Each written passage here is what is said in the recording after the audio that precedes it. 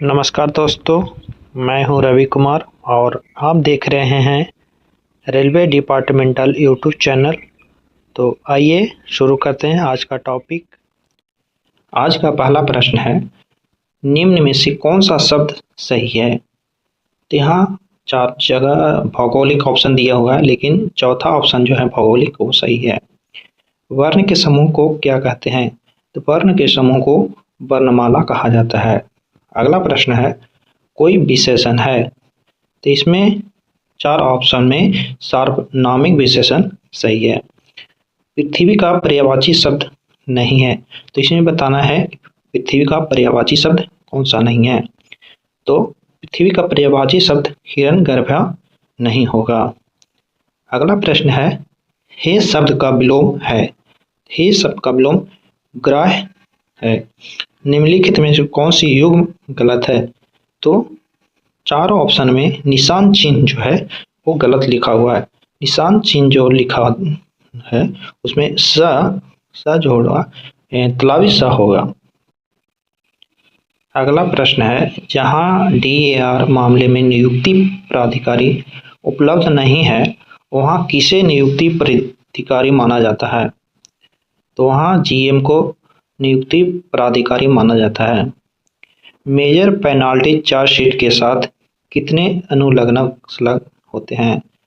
तो major penalty के साथ 4 अनुलग्नक होते हैं। LDC का मतलब क्या है। LDCE का पूर्ण रूप होगा लिमिटेड डिपार्टमेंटल कॉम्पिटिटिव एग्जाम। इसी को हिंदी में बोला जाता है सीमित विभागीय प्रतियोगी परीक्षा। अगला प्रश्न है, उस संगठन का नाम क्या है जो भारतीय रेलवे का अनुसंधान और विकास विंग है।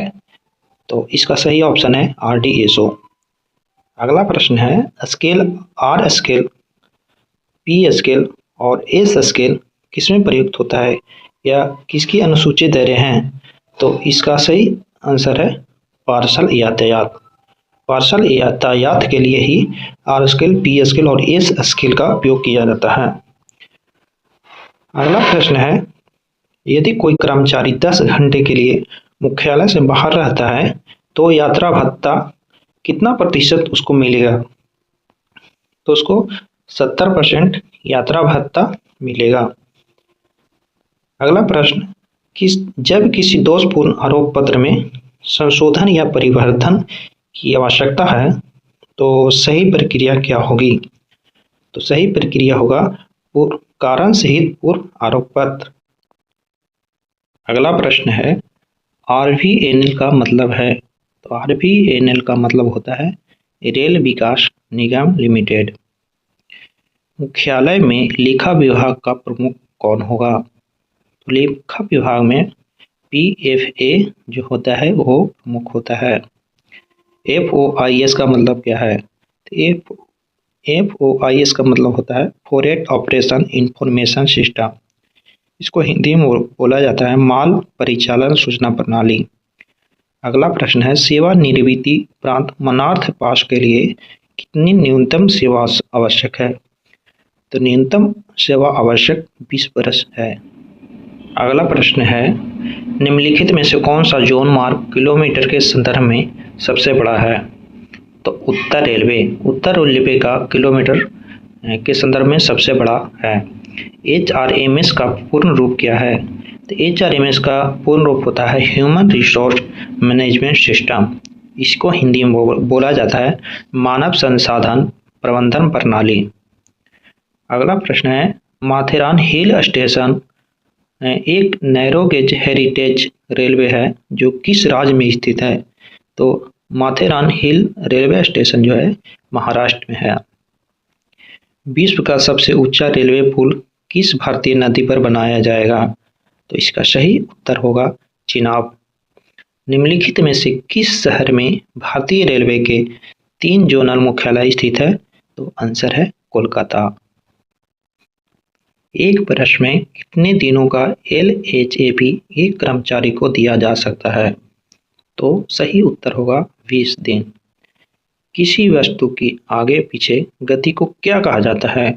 कोई वस्तु यदि आगे पीछे गति कर रहा है तो उसको कंपन कहा जाता है। पृथ्वी का झुकाव के कारण क्या जिम्मेदार है? तो पृथ्वी के झुकाव के कारण ही ऋतुओं का परिवर्तन होता है। विलुप्ति के कगार पर पहुंची प्रजातियों को संकटग्रस्त कहा जाता है। ऑप्शन सी सही है। कोशिका का पावर हाउस किसे कहलाता है? कोशिका का पावर हाउस माइटोकॉन्ड्रिया को कहा जाता है। अगला प्रश्न है, जबलपुर मंडल के बघौरा स्टेशन का स्टेशन कोड क्या है? बघौरा स्टेशन का स्टेशन कोड BJQ है। भारतीय रेलवे में ATAS का पूर्ण रूप क्या है? तो ATAS का पूर्ण रूप अल्टरनेट ट्रेन एकोमोडेशन स्कीम होगा। इसको हिंदी में बोला जाता है वैकल्पिक रेलगाड़ी सुविधा योजना। अगला प्रश्न है, जनवरी 2022 में निम्नलिखित में से किस रेलवे स्टेशन का नाम एकता नगर रेलवे स्टेशन रखा गया? तो इसका सही उत्तर होगा केवड़िया रेलवे स्टेशन। अगला प्रश्न है, भोजन को सरल पदार्थों में तोड़ने की प्रक्रिया को क्या कहते हैं? तो भोजन को सरल पदार्थों में तोड़ने की प्रक्रिया को पाचन कहा जाता है। ऊनी कपड़े हमें गर्म रखने का मुख्य कारण क्या है? तो वे हवा को रोक कर रखते हैं, इसलिए हमें गर्म महसूस होता है। आर्द्रता क्या मापती है?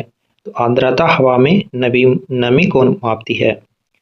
रेलवे अधिनियम संख्या 24 1989 की धारा में किराए के भुगतान पर टिकट की आपूर्ति कर प्रावधान है? तो इसका सही उत्तर होगा धारा 50। वर्ष 1973 में गठित पहली रेलवे हिंदी सलाहकार समिति की अध्यक्षता किसने की?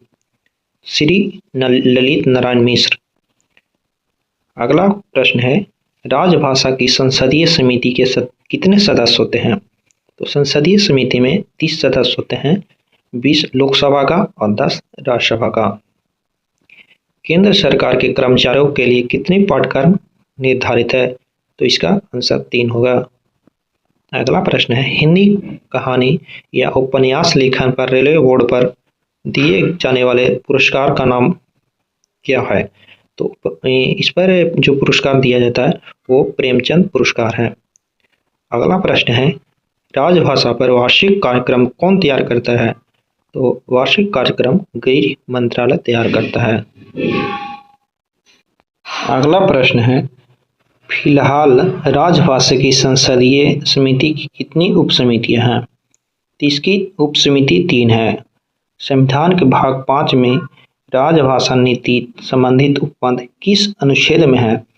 तो अनुच्छेद 120 में है। राजभाषा अधिनियम 1963 की धाराएं 6 वर्षात किस राज्य में लागू नहीं होता है? तो जम्मू कश्मीर में लागू नहीं होता है। राजभाषा अधिनियम की धारा 3 के 3 कब से प्रवृत्त हुई? तो इसका सही उत्तर है 26 जनवरी 1965। अगला प्रश्न है, हर साल हिंदी दिवस कब मनाया जाता है? तो हिंदी दिवस 14 सितंबर को मनाया जाता है।